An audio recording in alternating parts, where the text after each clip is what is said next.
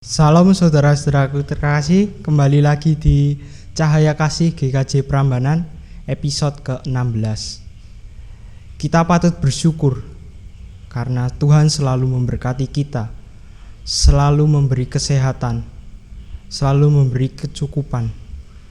Meskipun kita diberi talenta yang berbeda-beda, suku, budaya, dan adat istiadat yang berbeda-beda, kiranya dengan adanya perbedaan, kita saling melengkapi satu sama lain.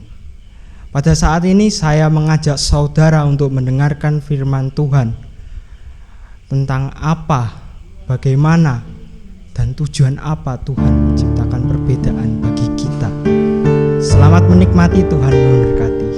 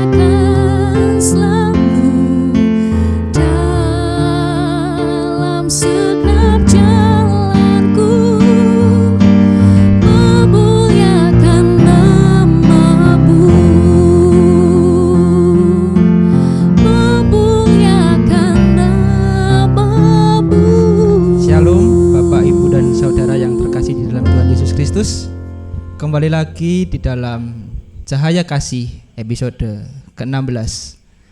Bapak, Ibu, dan Saudara yang terkasih di dalam Tuhan Yesus Kristus, pada episode ini kita akan berdiskusi mengenai saling melengkapi. Bersama saya, Anindya Petra, dan Pendeta Andono Pawoko tentunya. Oke, Bapak, mengenai saling melengkapi, Pak. Jadi akhir-akhir ini tuh banyak sekali fenomena-fenomena yang mungkin unik, Pak. Seperti salah satu contoh di media sosial. Di media sosial itu sangat banyak, seperti salah satunya konspirasi-konspirasi yang secara langsung atau tidak langsung itu memecah belahkan menjadi kedua belah pihak, antara pihak yang pro konspirasi dan pihak yang kontra dengan konspirasi. Dari fenomena-fenomena tersebut pastilah kita mengalami yang namanya konflik sosial. Nah, dari konflik sosial tersebut, bagaimana cara kita sebagai umat Kristiani menanggapi hal tersebut? Monggo, Pak. Baik, Petra.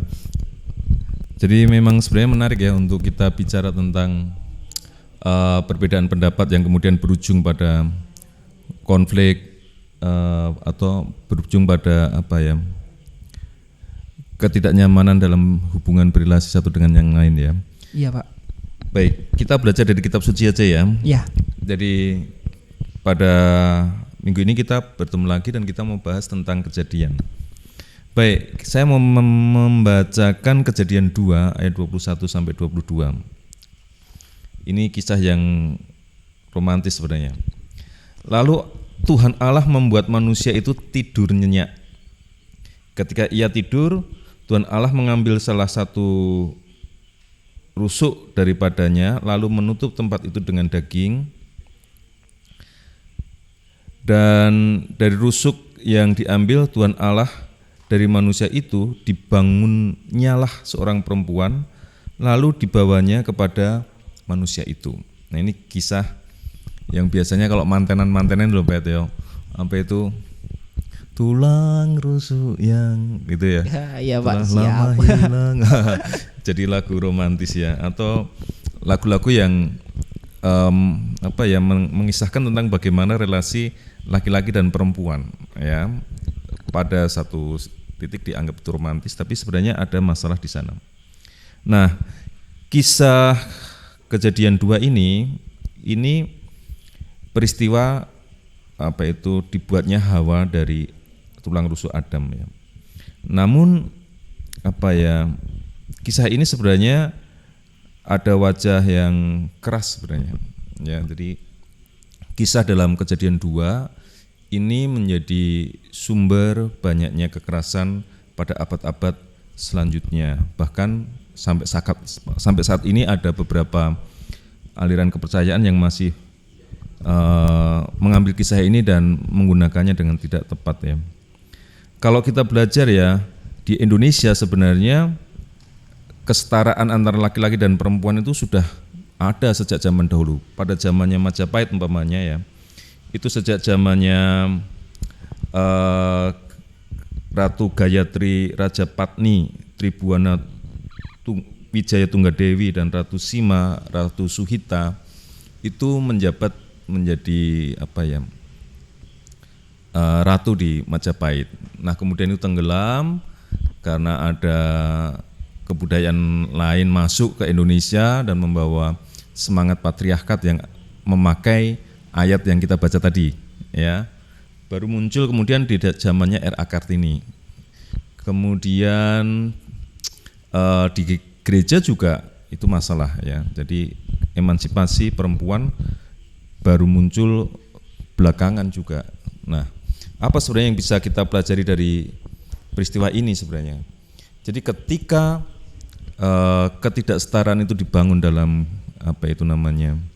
kehidupan domestik ya, sejak kecil antara perbedaan laki-laki dan perempuan sudah dibuat tidak setara, itu tanpa disadari menjadikan orang dalam tanda petik tidak begitu menghargai pihak lain karena aspek budaya gitu ya.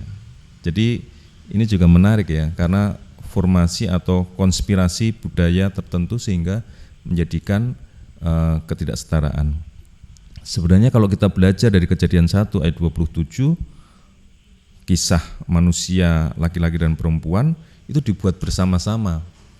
Jadi dalam kisah Kejadian ada dua tradisi patriarkat di Kejadian 2 dan tradisi yang setara di Kejadian 1 ya. Jadi ada dua tradisi yang tidak sama dalam satu kisah yang sama.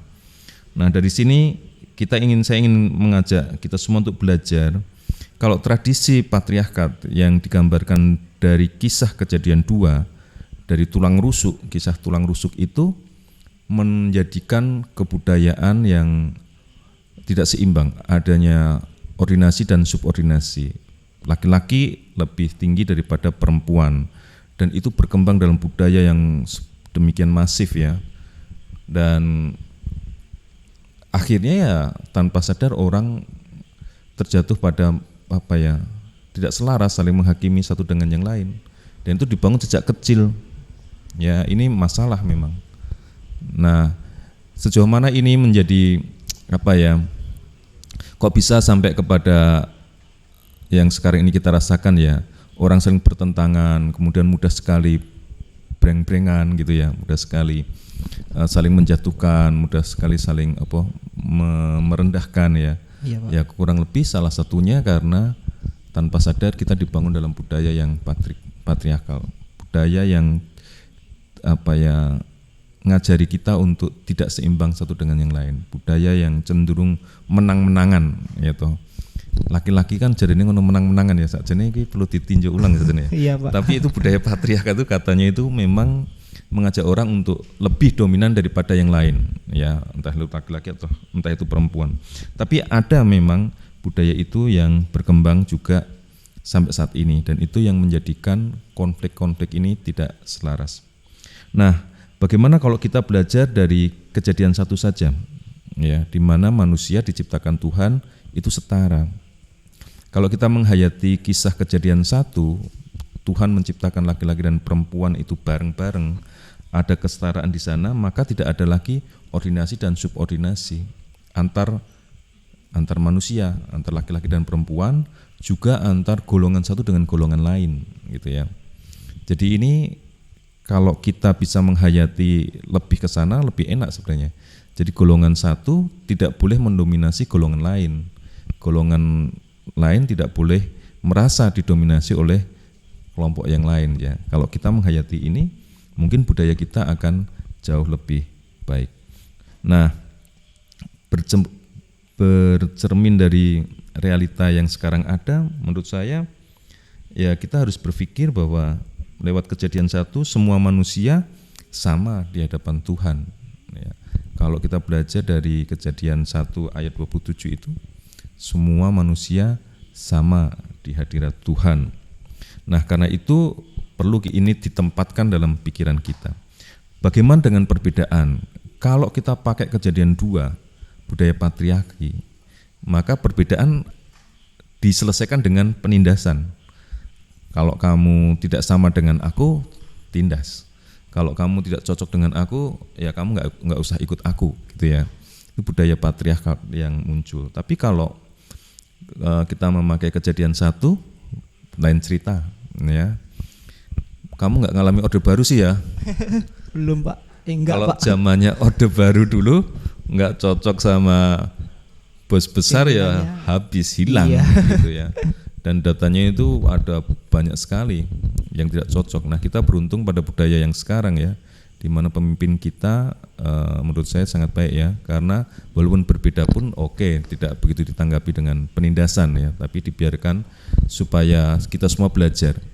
Nah, dari kisah Kejadian 1 di mana tidak adanya ordinasi dan subordinasi, atau yang kuat menang, yang kalah dikalahkan gitu ya. Cara berrelasinya juga berbeda ya. Menurutku pada eramu cara berrelasinya harusnya berrelasi dengan cara kontributif ya.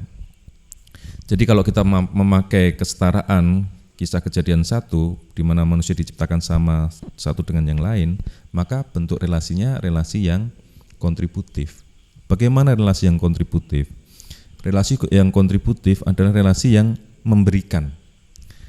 Jadi kesetaraan itu artinya kamu bisa salah, aku bisa salah gitu ya. Kamu bisa benar, aku juga bisa benar gitu kan. Jadi kalau kamu melihat aku salah, maka tugasmu adalah memberikan sesuatu supaya kesalahanku berkurang atau tidak ada. Sama juga seperti kalau aku melihat kelemahan atau kesalahan Petra, berarti tugasku adalah mengkontribusikan yang terbaik sehingga kelemahanmu atau kesalahanmu tereliminir atau berkurang gitu ya. Jadi sifatnya kurang lebih seperti itu ya. Jadi relasi yang kontributif adalah relasi yang memberi ya. Nah, di sini kalau kita bisa pada tahap ini, menurut saya yang tadi terjadi saling saling tidak menyetujui antara yang pro dan yang kontra. Oh ya, itu kan sebenarnya kalau kita memakai kejadian 1 bisa dicari. Kalau kamu nggak setuju, tidak setuju di apa, gitu kan? Kalau kamu tidak cocok di apa. Kemudian, oke, kalau kamu tidak cocok, kamu bisa mengkontribusikan apa, gitu ya. Jadi sifatnya seperti itu, Petra. Jadi umpamanya kalau pada kasus apa umpamanya ya, kasus di masalah COVID tadi yang kamu bilang ya, yang satu tidak setuju COVID, artinya COVID hanya konspirasi tertentu ya, sehingga dia tidak mau memakai masker, dia tidak mau memakai tidak mau menjaga jarak ya dan sebagainya. Oke, nggak apa-apa, tapi kamu memberi kontribusi apa? Pada titik yang satu mengatakan ya kamu harus kayak gini. Oke, kamu memberi kontribusi apa?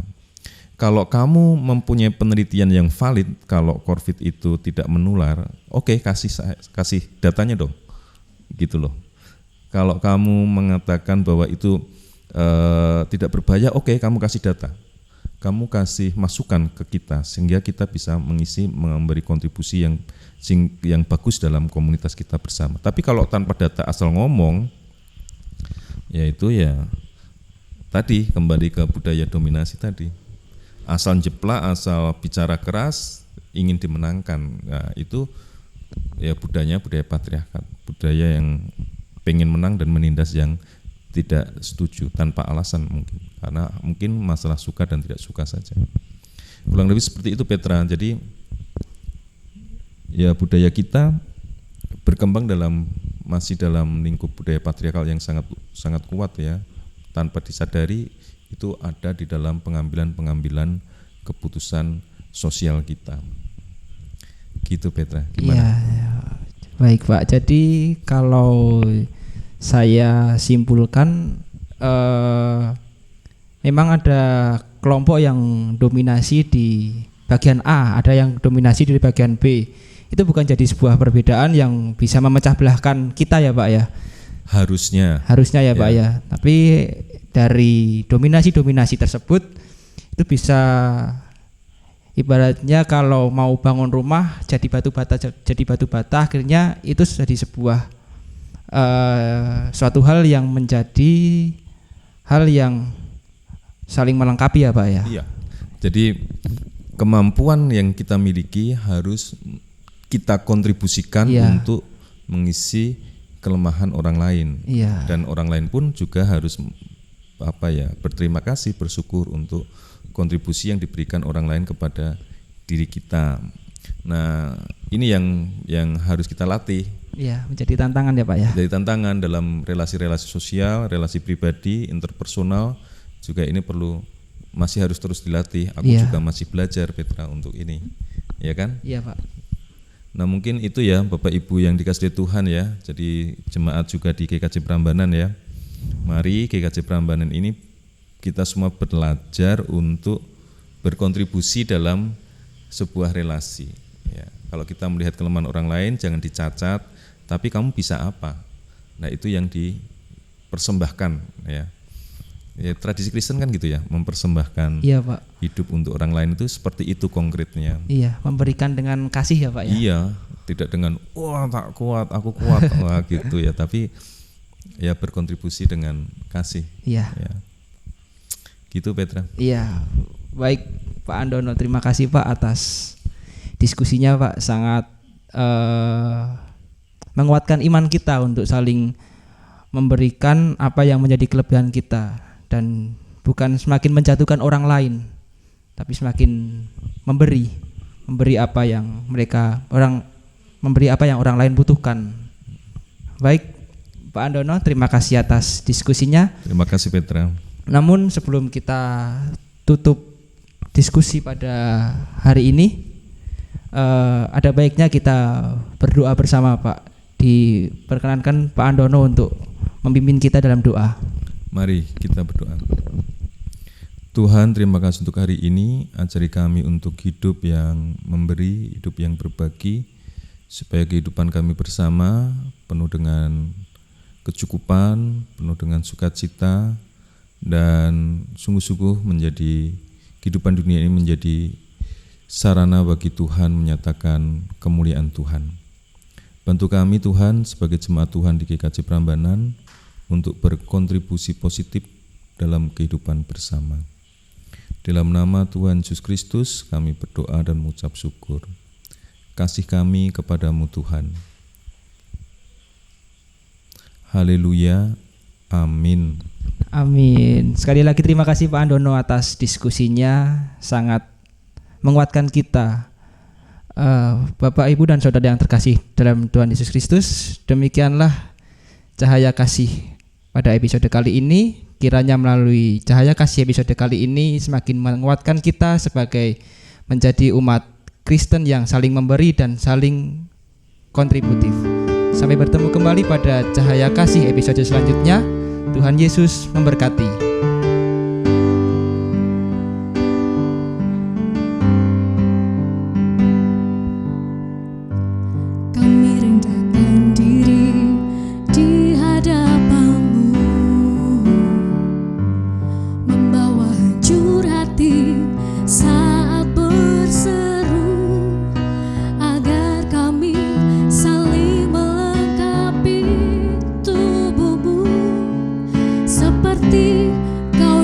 Yesus adalah satu.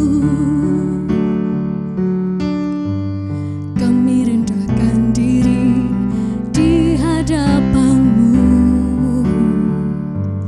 membawa hancur hati saat berseru, agar kami saling melengkapi tubuh-Mu, seperti Kau dan Yesus adalah satu. Jadikan kami satu seperti kerinduan-Mu, agar dunia tahu bukti nyata dari kasih-Mu. Sebelum kami pergi memberitakan kasih-Mu, mulailah dari kami lebih dulu, jadikan kami satu.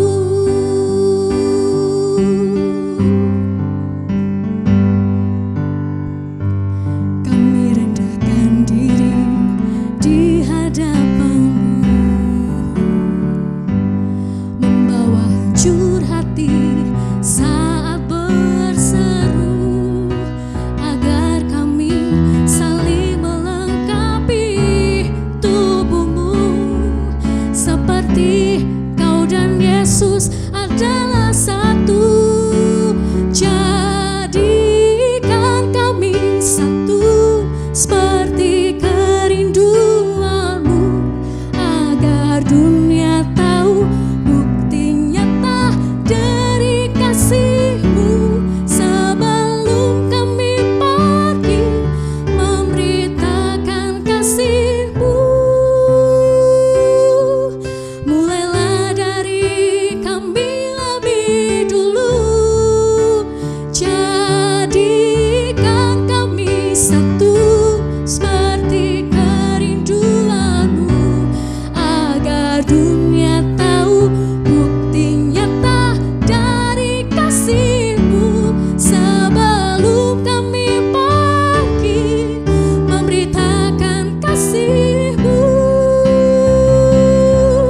mulailah dari kami lebih dulu, mulailah dari kami lebih dulu, jadikan kami satu.